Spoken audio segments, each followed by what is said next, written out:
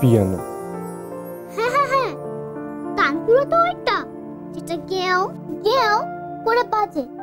চলো চলো, গান ধরো আস্তে, যেন কেউ শুনতে না পায়। চল, আমি একবার, তারপর তুই শুনে শুনে পরের বার। চল।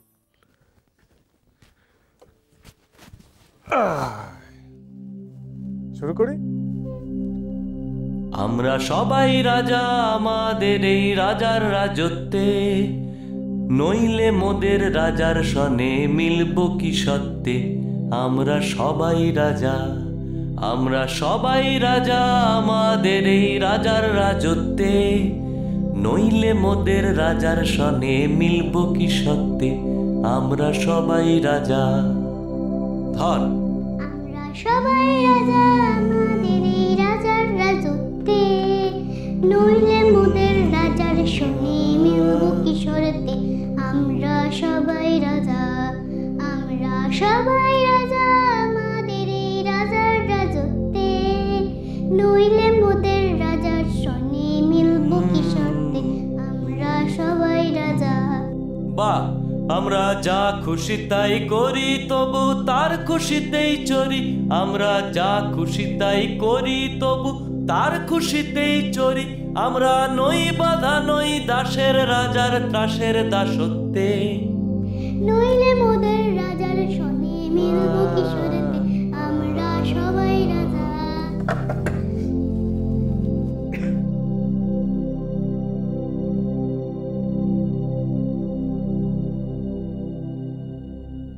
থামো তো, আগে যা হতো হতো, এখন আর কিচ্ছু হবে না। সেটা ঠিক করার তোরা কে? আপনারা বসে আছেন কেন তখন থেকে? বলছি না বেরোতে, যান বেরোন। বলেছে গণবিবাহ হবে এবং মন্দিরে সংস্কার হবে। এনারা কেউ কোথাও যাবেন না।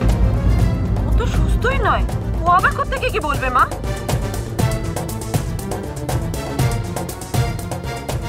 আচ্ছা, আপনারা বেরোবেন না গলা ধাক্কা দিতে হবে? হ্যাঁ, ছি ছি, এ কি ব্যবহার আপনাদের? এর থেকে বেশি কিছু হতে পারে।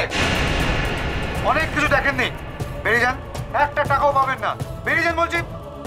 চলুন চলুন, একটা টাকাও পাবেন না। বৌদি বারণ করো। চলুন চলুন চলুন না। সত্যি লোক হাসাচ্ছ ঠাম্মা। মানে যার মতামত দেওয়ারই ক্ষমতা নেই তার আবার অমত কিসের শুনি? পরের ছেলে মেয়েদের বিয়ে দিয়ে কি আনন্দ পান ঠাম্মা? নিজের বাড়িতে যে বসে আছে তাকে তো আগে উদ্ধার করুন।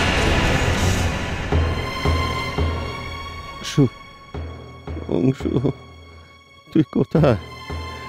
ওদের আটকা বাবা। এ আমার পুরুষানুক্রমে চলে আসা প্রথা, এই বন্ধ হবে না, হতে পারে না। এই যে শোনো, এবার থেকে সব বন্ধ, সব বন্ধ। বাড়ির বাইরে একটা টাকাও যাবে না।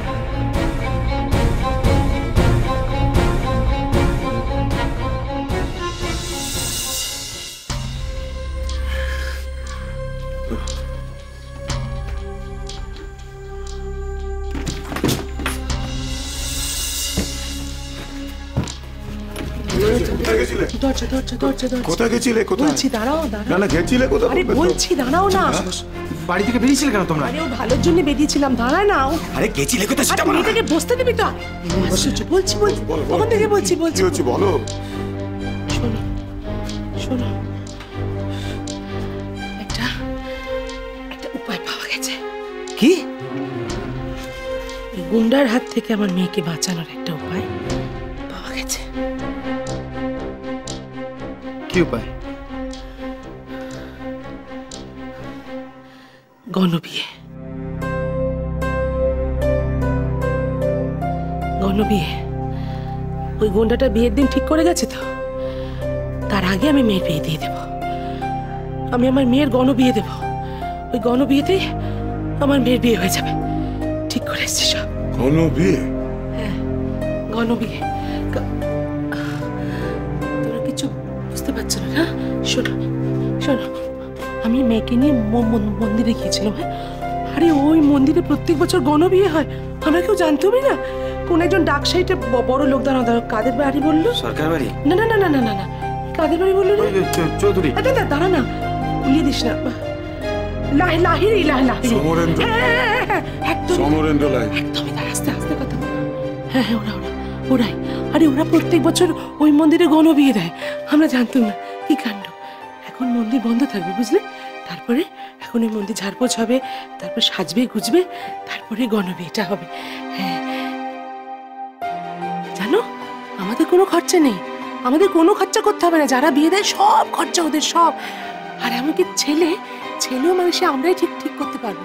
হ্যাঁ গো, আরে ওই মন্দিরে আমরা যেমন ওর নাম লেখা আছে, ওরকম সমস্ত ছেলের মা বাবারা তাদের নাম লেখা। ওই মানে যারা যারা নাম লেখাচ্ছে ওই তার মধ্যে থেকেই সব ঠিকঠাক হবে। মানে আমরা দেখে শুনে ছেলে ঠিক করে নিতে পারবো, কেউ জানতে পারবে না ওখানে মেয়ে বিয়ে দেবো। বাজে বকো না, শম্ভু জানতে পারবে না। না, এত কিছু ঘটবে আর শম্ভু জানতে পারবে না। মা, তাছাড়া দেখো, জানা নেই চেনা নেই এরকম একটা ছেলের সঙ্গে। সে ছেলে যেই হোক না কেন, গুন্ডাটা থেকে তো ভালো হবে। গুন্ডাটার মতন খারাপ মানুষ হয় না।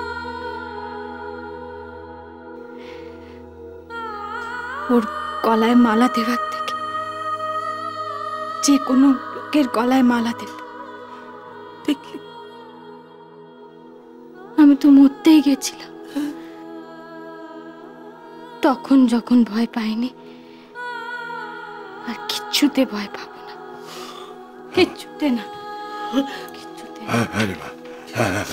তুই বুঝলে,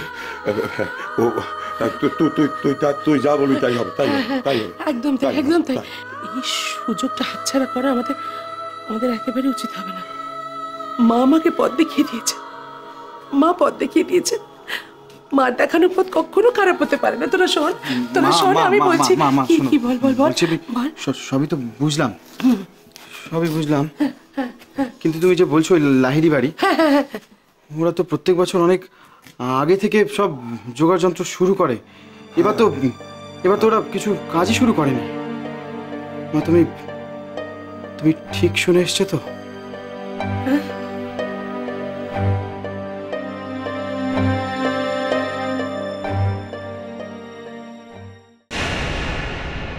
কবে কোন মানধাতা আমলে কি রীতিনীতি চালু হয়েছিল, তার জন্য এখন একটা পয়সাও খরচা করা যাবে না। ঠিকই।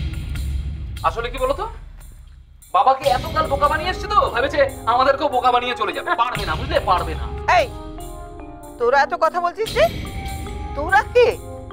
সমু যা চাইবে তাই হবে, আর তার যদি সে অবস্থা না থাকে তাহলে অংশু যা চাইবে তাই হবে, কারণ অংশুই সমুর উত্তরাধিকারী। অংশুই হচ্ছে উত্তরাধিকারী বললেই হলো একেবারে। অংশু তো বলেইছে যে সে সম্পত্তির ভাগ চায় না, সব ত্যাগ করবে। সেটা বাবা সুস্থ হওয়ার পর।